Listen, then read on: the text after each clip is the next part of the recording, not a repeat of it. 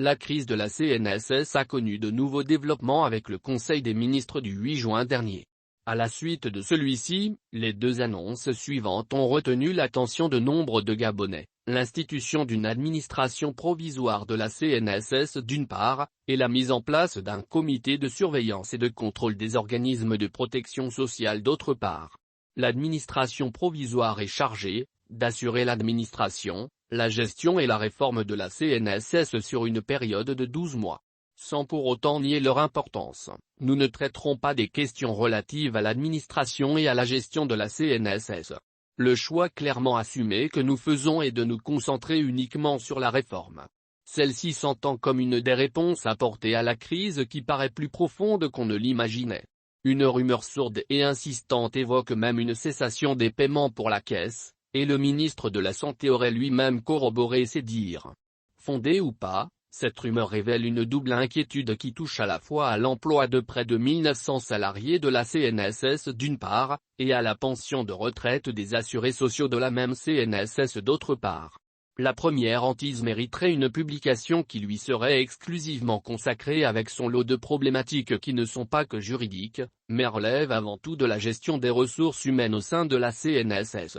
Pour autant, et vu que nous avons déjà commencé à traiter du second spectre, la logique nous commande, du fait de sa complexité manifeste, de continuer à le faire, surtout au moment où le chantier de la réforme est lancé. Plutôt que d'en débattre de l'urgence, ce que personne ne nie par ailleurs, ou du contenu qui reste à déterminer, le préalable de la définition d'une méthode est indispensable avant d'aller plus loin. C'est la raison pour laquelle, et s'agissant d'un débat qui concerne tous les Gabonais, il est utile d'apporter à ceux-ci le plus grand éclairage sur des questions qui peuvent paraître difficiles à appréhender pour le citoyen lambda. En s'en tenant à ce qui se dit et s'écrit sur la CNSS, pour que celle-ci retrouve son lustre d'antan, deux types de mesures seraient à prendre. Nommer des dirigeants intègres ayant le sens de l'intérêt général, vu que dans l'entendement commun, la responsabilité de la débâcle de la caisse incombe à ses managers successifs.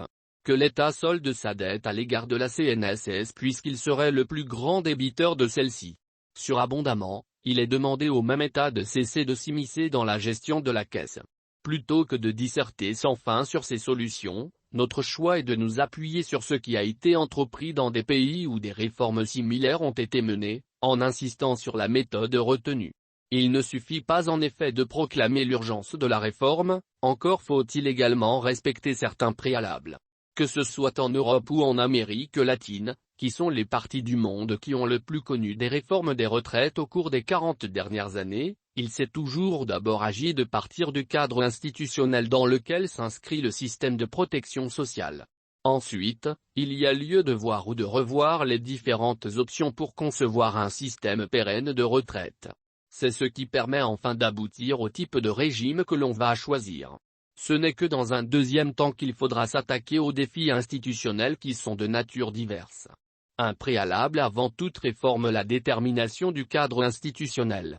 C'est une lapalissade de rappeler qu'une réforme est toujours menée dans un cadre, celui-ci renvoyant à plusieurs dimensions. La réforme de la CNSS n'échapperait pas à la dite règle avec les dimensions suivantes qui seraient identifiées.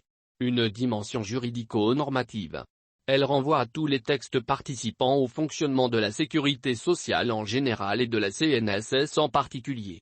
On peut citer, entre autres, les traités internationaux, traités CIPRE ou accords bilatéraux de sécurité sociale comme celui que nous avons avec la France, les conventions de l'Organisation internationale du travail, la Constitution, notamment dans le titre préliminaire, les lois avec notamment le Code de la sécurité sociale de 1975, et le Code de la protection sociale de 2017, le décret de 2018 fixant les statuts de la CNSS.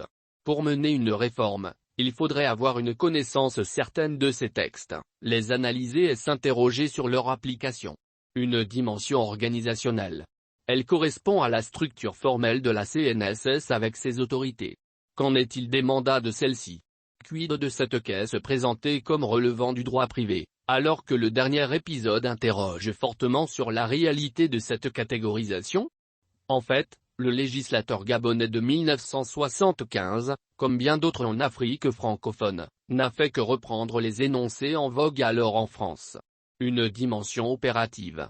Elle permet de s'intéresser aux instruments de gestion de la CNSS. De même, c'est dans ce cadre qu'il faut envisager l'analyse actuarielle continue entre les droits et les contributions de diverses natures. Une dimension fiscale.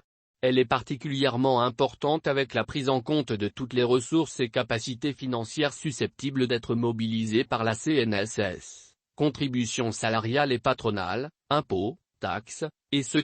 Une fois identifiées ces différentes dimensions, l'étape suivante conduit à se préoccuper du respect des principes en vigueur en la matière, et à partir desquels l'on refonde ou réforme le système en cause. On y relève la solidarité. Elle distingue un système de sécurité sociale d'un système d'assurance privée. Elle peut être horizontale, verticale. Dans le cas de la CNSS, il s'agit de la première qui a pour caractéristique de se dérouler à l'intérieur d'une catégorie spécifique, ici ce sont les salariés. La solidarité verticale ne se retrouve aujourd'hui que dans le risque maladie à la CNAMG, l'égalité, l'équité, ou l'uniformité de traitement. Ce principe implique que tous les assurés sociaux soient couverts de manière égale. Cela n'interdit pas que le traitement des bénéficiaires puisse ensuite être adapté en fonction de leurs besoins ou pour aboutir à davantage de justice sociale. Le caractère complet et adéquat des prestations. Elles doivent en effet viser à couvrir intégralement et en temps voulu le risque vieillesse. À l'heure actuelle, au vu du niveau des prestations, on en est encore loin. L'unité, la responsabilité de l'État, l'efficacité et la participation à la gestion. L'unité, la responsabilité de l'État et l'efficacité impliquent la mise en œuvre d'un système de cette manière, que toutes les institutions étatiques, para-étatiques ou privées, agissant en matière de couverture vieillesse le fassent dans une certaine unité et / ou coordination afin d'éviter les doubles emplois et les inefficacités de gestion. La participation fait référence au fait que les assurés sociaux soient impliqués dans l'administration et la gestion de la sécurité sociale par le biais de leurs organisations représentatives. La Convention 102 de loi, non ratifiée par le Gabon, évoque de la participation des représentants des travailleurs et éventuellement des employeurs. La viabilité financière. La mise en œuvre d'un plan pour réformer doit se faire en fonction des ressources disponibles, cotisations, impôts, taxes, etc. Le choix ici doit se faire entre des réformes structurelles, ce sont des transformations qui changent la nature du système, ou paramétriques, ce sont des modifications marginales apportées à l'équation de base liant cotisations et prestations. Pour cerner parfaitement les enjeux en la matière, il y a lieu d'apporter des précisions sur la nature des systèmes. Globalement, on distingue les systèmes bismarckiens dits d'assurance sociale, d'origine allemande, d'une part et les systèmes beveridgiens dits de sécurité sociale, d'origine britannique, d'autre part. Au-delà de cette première dichotomie, d'autres systèmes de pension de vieillesse existent. Ils peuvent renvoyer à de la capitalisation individuelle, dans laquelle le salarié épargne pour financer sa retraite. On peut également avoir dans le même pays un système mixte qui va renvoyer à la fois à un des deux systèmes historiques présentés plus haut d'une part, et à la capitalisation d'autre part. L'autre option c'est d'avoir ces deux systèmes qui fonctionnent parallèlement ou conjointement. Enfin, le choix peut se porter sur la capitalisation en compte notionnel.